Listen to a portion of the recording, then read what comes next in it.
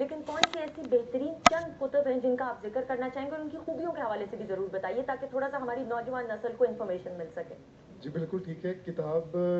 کا جب بھی ذکر آتا ہے تو خوشی ہوتی ہے, اور اس طرح قائد اعظم کے بارے میں کتب بہت ساری ہیں جو ویسٹ میں بھی چھپی, پاکستان میں بھی پاکستان بننے کے بعد بہت ساری چھپی. لیکن مثال کے طور پہ بڑی بڑی جو بہترین کتابیں, اس میں ایک ان کی عائشہ جلال کی کتاب ہے پچھلے دنوں آئی, اسی طرح جسونت سنگھ کی کتاب ہے. لیکن بہت ساری کتابوں میں سے جو مجھے 3 کتابیں بہترین لگتی ہیں وہ میں اپنے نوجوان دوستوں کے ساتھ ضرور شیئر کرنا چاہوں گا. ایک کتاب ہے ہیکٹر بولیٹو کی, جو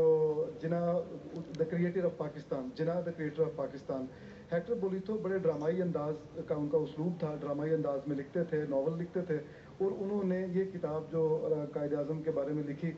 یہ انہوں نے بڑے خوبصورت, ایک سمجھ لیجیے ایک ناول کیسے انداز میں لکھی, جو کوملتا, جو شگفتگی اس میں ہوتی ہے, اس اسلوب میں ہوتی ہے, انہوں نے اپنایا. مثال کے طور پہ انہوں نے لنکن ان کے جو دن ہیں قائد اعظم کے, ان کے حوالے سے بڑی خوبصورت باتیں بتائیں کہ یہ جب جایا کرتے تھے بار روم تک تو دائیں بائیں جو